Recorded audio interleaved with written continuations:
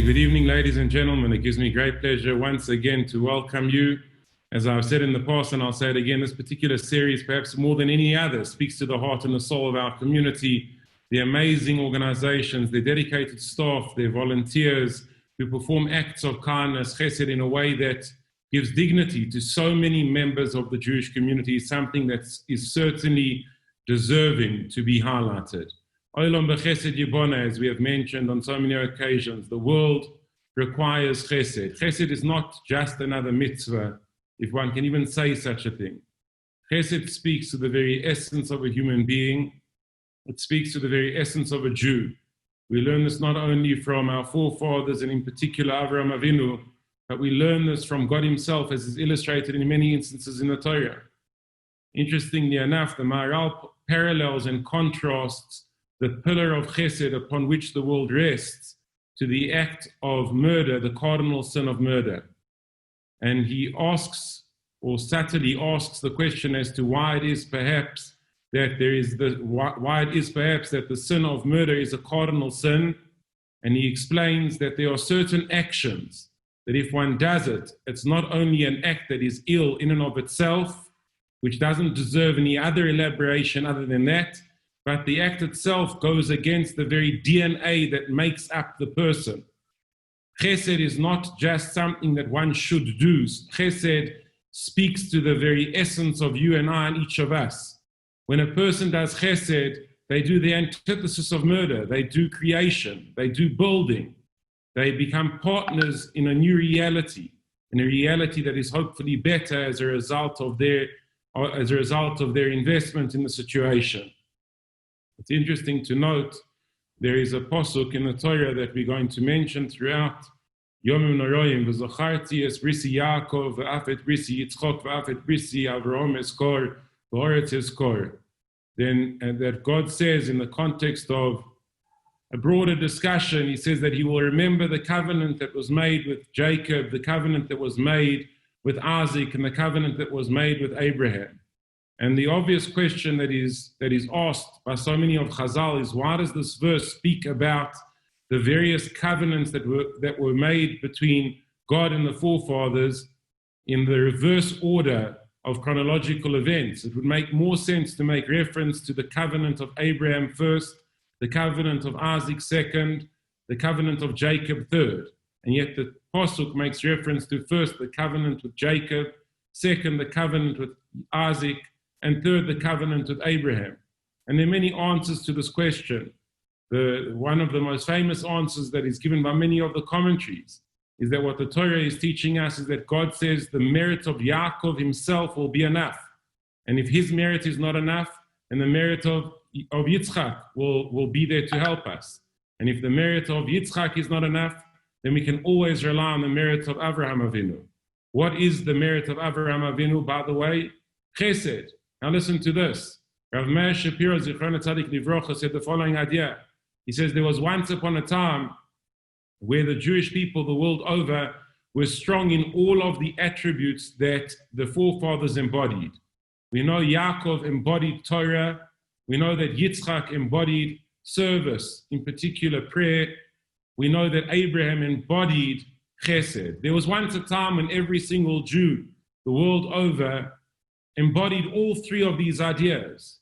And as a result of our exile, slowly but surely, for justified reasons and also not such justified reasons, perhaps some of these attributes became less and less important amongst many of the Jewish people.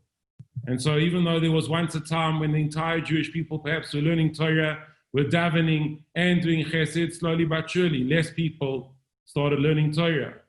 And people were left with davening primarily, as well as chesed. And then slowly but surely, says Rav Meir Shapiro, eventually davening itself became quite a challenging reality. But he said the following. He says, regardless of how challenged the Jew may be regarding Torah, regarding davening, the attribute of chesed will always remain intact. And this is one of the lessons that this verse is speaking to. The reality is that the world over, regardless of whether a Jew is close or whether a Jew is further, chesed speaks to each and every single one of us because, again, it speaks to the very essence of our being. all that we really need perhaps is a little bit of a window to the opportunity that is chesed. And through that window to the opportunity that is chesed, we can inspire one another to do more in relation to this most powerful activity, which again, to be repetitive, speaks to the very essence of who we are. Our hope through this series is to highlight recognition and gratitude for the tremendous dedication and commitment that is very much due to all those that do these acts of chesed. But over and above that, through recognizing what is done, we hope that, please God, we can inspire each and every single one of us to do a little bit more, that each and every single one of us can make a difference, that each and every single one of us need each other, that if we put in the effort, we can really make the world a better place. The Base and Soul present a special 5-part series of one-on-one talks with people leading the organizations that support, serve, and save the Jewish community. Tonight, Malka Ela, represented by Suzanne Sackstein, a tremendous honor for us to be able to host them. With that, I'd like to hand over to Rob. Thank you, Rabbi, and a warm welcome to our panelists, Suzanne, and welcome to each and every viewer tonight on the show. Suzanne, we do appreciate you appearing on the show for us. It's much appreciated. Suzanne, without further ado, over to you. I've always been intrigued as to the name Malka Ela. Just before we even start with anything, let's just get this one out the way. Why Malka Ela? So originally when the fund was being created, which is actually about 20 years ago, in fact, it is 20 years ago. So there was a young girl in the community who was unfortunately killed in a hit and run car accident. And her name was Malka Ela Sackstein. And at the time, we weren't, I didn't actually know Jonathan and Ilana Sackstein. And someone mentioned to us when we were setting up the fund that we should possibly approach them and that they would be quite maybe willing to have the name, their daughter's name in the fund. So what we actually did was we spoke to them, and it started an amazing relationship with the Sackstein family.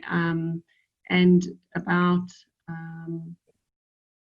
I can't even recall, but I think about 10 years ago, the fund was then incorporated Nathaniel Feigenbaum's name when he was also tragically killed in the accident. And I have to say that in my conversations, both with Bev and Ilana, is that Malka Ela with the Nun, and if you look at our logo with the Nun and the Mem in it, really actually are able to specify.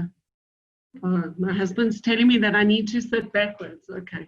So I better put my glasses on because then I can't see.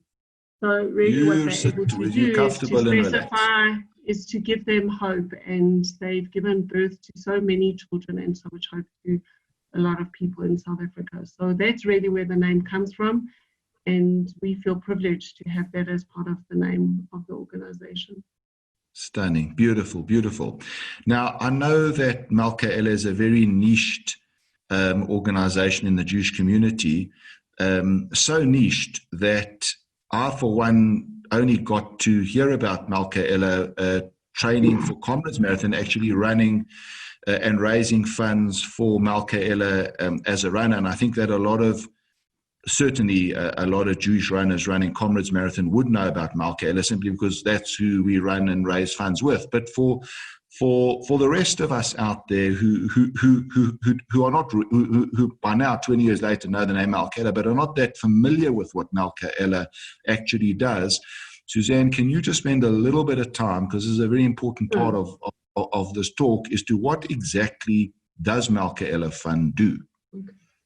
So for those people out there that have gone through any type of fertility treatment or struggled as a couple to have a child, or struggled with some genetic condition, or struggled to actually find someone that they would want to be married to. So Malka Ela started off as an organization that just really helped couples fund their treatment and also gave them support. I see on the participants, the attendees, I see Kate Gashuni is behind the scenes and Tanya Rubin. And together, myself and Kate and Tanya and Cara run this organization with multiple different divisions in each, facet. So as the fund has grown, Kate and I started the organization together, in fact, with Stan and Chantal Rubin. I don't know if anyone remembers them in the community, but they immigrated to London and now made Aliyah to Israel. But we started, that was all we were actually there to do, is to help people fund fertility treatment when they actually couldn't fund it themselves. And since then, the fund has morphed into a much bigger organization with multiple different divisions that we actually assist people in various areas. If you don't mind, if I go into it, it would be great. So I want you to, Suzanne, I want you, it's very, very important that our viewers understand, because this is what the show is. The show is to actually, to highlight to our viewers what the various Chesed organizations in Johannesburg primarily are about. So please, just feel free to do justice to what you do. So the first part and the most original part of what Malka Ela does is that we fund fertility treatment, whether it be adoption, normal IVF treatments, if it's even something that's less invasive. But what we do is a fertility treatment today can cost anywhere between about 80 to 200,000 Rand per time. And it's no guarantee that you're going to be pregnant after that particular cycle. So as you can imagine, I don't know how many people out there have got just like a free 200,000 Rand to, throw around. So we do that, and I have to say I'm incredibly grateful to the South African Jewish community for their incredible generosity in always thinking about the fund, donating to the fund. So that's one part of what we do. Can I just pause you for 1 second, Suzanne, just for 1 second? Just interesting enough, I know that certain tzedakah funds like a Hachnos's Kala Fund would specifically collect money when there's a wedding. Is your collections throughout the year, or do you specifically go out on a collection campaign when you do know that you have this 200,000 Rand bill that you've got to fund? No, so we don't. And I have to say it's unbelievable because, we need large amounts of money to continue the organization. But there hasn't been a time that we have said to a couple that we can't help because we don't actually have money. Somehow, somewhere, literally Hashem provides every single time. But, also what happens, I find a lot, is that people whose children or who themselves have gone through fertility treatment often remember, the fund and give donations. So it doesn't have to be large donations. I mean, obviously large donations are helpful, but, we just ran a campaign now in August that Kate so expertly put together for Women's Month, where we raised 104,000 Rand, plus we also got donations that would come in every single month. So that helps us hugely. So if you can imagine, that's going to fund one treatment, and the monthly donations would also go towards funding a treatment. You did mention the Comrades fundraiser, which unfortunately we haven't been able to do because last year it was on Shavuot. This year, Corona happened, so that's why we're on Zoom. So that's really one part of what we do. The second part of what we do is that we have Tanya Rubin, who is a counselor, and she works with the organization, and she screens all couples that come through Malka Ela, as well as offers counseling to people. Tanya is, I would say, one of the most experienced counselors in South Africa on fertility, having years and years of experience and a great empathy for couples. And so she really helps those couples, and that organization is called Tikva. And if you go onto our website, you'll be able to see the different logos. Another need that came up was that women not only struggle to have children, but women actually also can have successive miscarriages. And this is enormously debilitating because, while people deal with fertility, I think often, people think that they fell pregnant and then they lost a pregnancy, so they think that, well, now there's nothing, that I can do. So we started an organization called Manucha, which Tanya also actually counsels people, but, recurrent pregnancy loss is actually a form of infertility, and so we do that as well. Just to go back a second, when we, for anyone who's going through infertility or anyone who's had pregnancy loss, even if they're not coming through the Malka Ela Fund, we have a gift or care pack that you can contact us on our website and we can make available to you. that has like all different kinds of resources to give people inspiration, support, and all of that during those difficult times. And then two other divisions that we recently began. One is a genetics testing division, and Cara Stoller actually runs that. So we got, in fact, last year we brought out Rabbi Dr. Abraham or Professor Steinberg from Israel, who is a world expert on genetics. And so we have got funding to assist young South African Jewish people who want to get tested for genetics, because, you know, we deal with a lot of genetic disorders. And when I was saying that a fertility... No, sorry, Suzanne, when you mean genetics, you mean Loalenu, Tay-Sachs and that kind of stuff. Well, Tay-Sachs is just one of the genetic conditions. There are many Ashkenazi conditions. And not only that, I think a lot of people think that if you are Sephardi or if you are a convert, these conditions don't actually apply, as well as they're also very sometimes dominant conditions which need to only be carried in a particular person, like a BRCA gene. So while a lot of more, I would say, also like, I don't know, Haredi kind of people in the country do Dori Yesharim, there is also, there isn't a lot of people doing just open genetic testing. Plus, the cost of that is very, very expensive. So what Cara did in conjunction with a whole lot of people overseas is she actually acquired a testing kit that we test the genetic conditions for Ashkenazi. And Cara would, if she was online, would correct me. I'm not sure, but it's well over 21, or it's 21 conditions, where the normal screen here in South Africa is about 8 or 9. 12, not sure.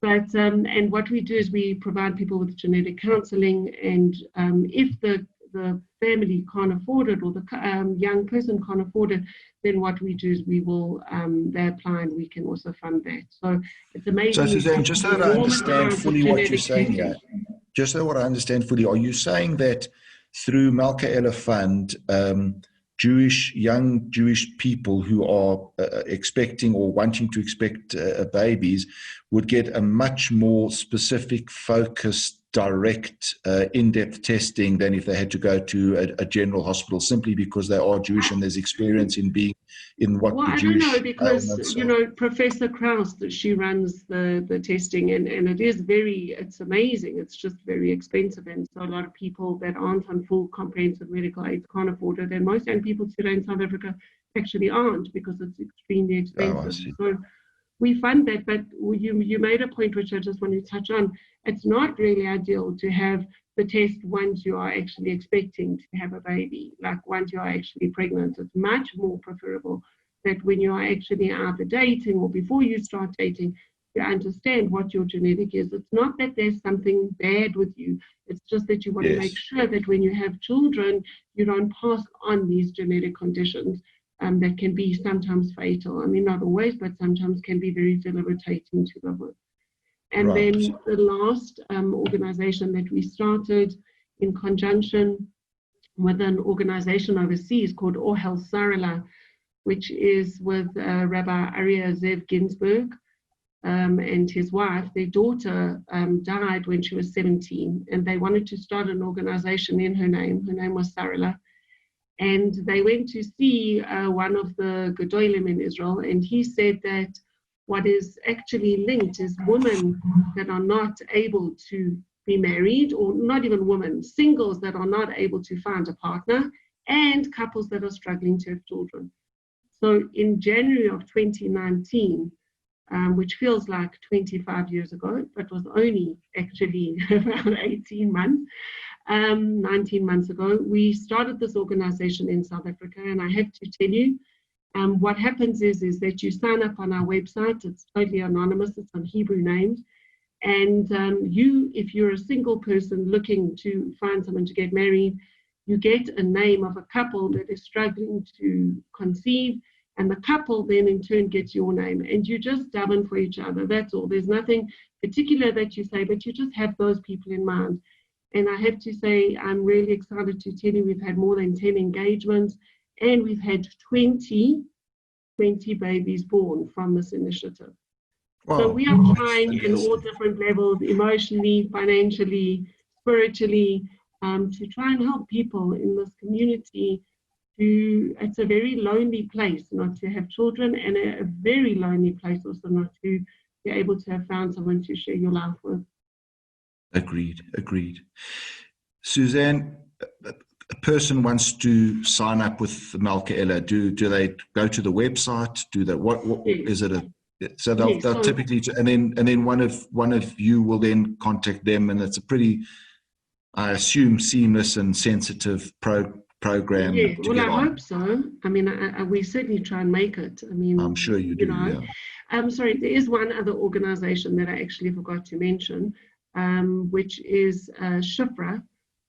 So when someone has a fertility treatment, and I mean, I want to say like it's similar, but not really. You know how you have a mashgiach in a butchery or in a fruit shop to make sure that everything's like according to the halacha. So we have a mashgicha in the labs, very, very sensitively and whatever in the labs to make sure that the embryo that is created is in fact belongs to the couple. So not that there have been any mistakes in the South African context. There have been mistakes overseas, but there haven't been that we have been involved in. But what it does is it just ensures the couple a real peace of mind and makes sure it's according to halachic standards. And that is really, we've had couples coming from Canada, from some places in the US where they don't have such good supervision, to come to South Africa so that they can actually have treatment under our mashgicha in the labs. Yeah. Okay.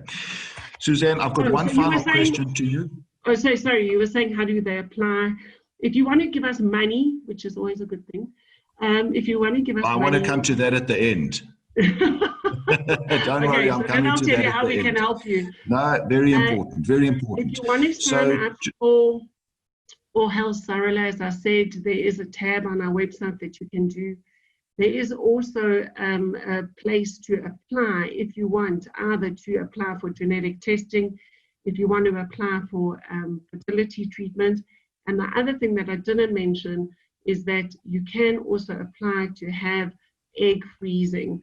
So if there is a woman who is concerned that she's getting older and she would like to freeze her eggs, because we know that women's fertility does drop as they get older, we do offer that, and they can apply for that over there. And if they don't want to apply for any funding, but they simply want to apply for having a mashgicha in the labs, they can also apply for that on the site. And obviously they have to provide all supporting documentation, which is then dealt with. They need to see Tanya and then hopefully get some funding. Right. Okay. So just a reminder to our viewers that I've got one more question to ask of Suzanne. I do see that there's a question, and I'm going to come to that question, Suzanne, right at the end. It's an anonymous attendee who asked, how are you funded? So we'll get to that question at the end. The final question, Suzanne, from myself to yourself, assuming that there are no further questions from the floor, is what is your concluding message to the community? I think that we have an unbelievably amazing South African Jewish community. I mean, often people say to me, I want to give money here rather than there. And there's no one organization. I mean, the Shoshana Foundation that, you and David Aronovitz and Glenn Black run is an unbelievable, I know personally people who have been involved, amazing organization, Hatzola, Stacey, I don't know much about, but I've heard via what amazing work you do, Yada Ron. There's just unbelievable organizations. And so I just think that we are an amazing community and we should be incredibly proud of ourselves. There is not a Jewish couple in this community that needs help in any area and cannot get it. So we should all just carry on doing the work and trying to assist people where we can. And that there shouldn't be anyone needing or, hoping to have a child and that they can't afford it. Amen. Suzanne, one thing you can be sure of, you can add Malka Ela to that list. You wouldn't be on this program if you didn't fit it. So well done to you and to your team. That's for sure. Just one final question, and that's really my question and the floor's question, and that is, I assume on your website, Suzanne, there is banking details to any of our viewers who want to contribute. Is that correct? You are funded by private donors. Is that right? Yes, we only funded by private donors. I mean, we don't have any corporate sponsorship. Try as we have might. Yeah. So no, so it's really all people that go on. You can give gift certificates, so they're beautiful gift certificates that you can do. You can fund, you can buy. We have a lot of Malka Ela goods in on the website. You can give donations. You can do debit orders. So yeah, we just, we need the money, but we actually just need people to be aware of what we do as well and to be sensitive. Sorry, I think that might be my last message, Rob, is that, everyone has something that's hard for them. And, when you meet a couple who have been married for a particular amount of time, so when you say, soon by you, it's extremely painful. Do you want to be the, the kfatarim at the press? It can be very, very hard. So if we can just be a bit more sensitive and we can think that, it's not so easy if we ever get to go out for Shabbos lunch again, just to chat about your kids all day, all the time, all your, I just think we need to be a little bit more sensitive. So that would be my parting message. And everyone should, please God, have a kasiva b'chasima toiva. Wonderful. Suzanne, thank you very, very much. You're more than welcome to stay if you want. My final thought to you is a brocha to thank you and your special team for all the holy work you do in bringing more Yidden into this world. We certainly need every single neshama that we can get. So a big thank you to you. The Eibishter should give you and your team the koach to carry on doing the heilige arbeit that you do. And finally, to you and to your team, a Shana Tova and only good things. Please God, we will meet again in better circumstances. Thank you very much. But like I say, you are more than welcome to stay. And please stay. Sorry, I have to leave. But thank you for including us. I appreciate it. Only a pleasure, Suzanne. Only a pleasure. Take care. Thanks so much. Ciao. Bye-bye. My final comments before I hand over to Rabbi Zulberg. I'd like to thank each and every one of our viewers for tuning in, as well as for tuning into the 4 programs we've had before this one. On behalf of myself, to each and every one of you, Shana Tova, and a good, sweet, blessed, better year ahead going forward. Rabbi? Personal note, and on behalf of the organizer group of this series, Soul, and the whole base community, in fact, the whole Jewish community, I can safely say, I want to say a very big thank you to Suzanne Sackstein, Malka Ela, for allowing us this opportunity to even find the words to praise you. And what you do is challenging. What you do, how you do what you do, such dignity, such respect, such chesed, it's truly a Kiddush Hashem. The dedication, commitment is beyond inspiring, and I thank you. Kodesh Baruch Hu should continue to bless you and your families and all those that work with you and their families, that you should be able to continue to do the most important work you do and much, much more. There are certain acknowledgements and thank yous that are most necessary. As we've said, and as I say, I want to mention and thank our partners in the series, Soul, run by Kate Gershuni, Robin Smukla, and Josh Sevitz. Thank you to each one of you for this partnership and for all that you do. Rob, thank you tonight twofold. Thank you, as mentioned, for your shining examples in your actions of chesed, but thank you as well for being the host of the series and for all the time, effort, and care you put into this series and, in fact, our wonderful community, generally speaking. Thank you, Ariel Weber, for all that you do. The series wouldn't be what it is without your involvement and organizing behind the scenes. I also want to thank my brother Moshe for all that he does to make these webinars a reality. We could not do this without you. Thank you all for joining us this evening. An understandably great year ahead, please God. And I look forward to seeing you all again very soon. Keep safe and have a good night.